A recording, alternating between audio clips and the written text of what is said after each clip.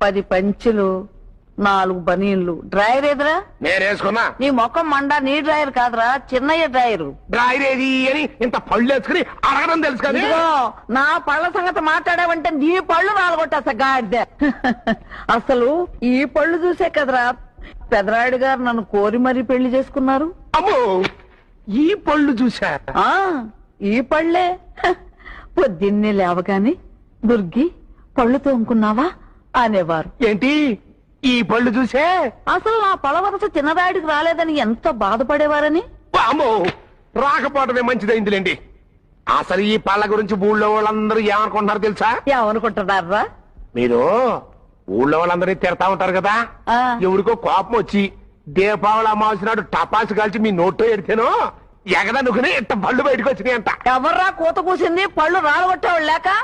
ఈసారి దీపావళికి బాంబులు కాల్చి మీ అందరి నోళ్ళలో పెడతా. సరేలే, డ్రైవర్ లెక్క చెప్పు.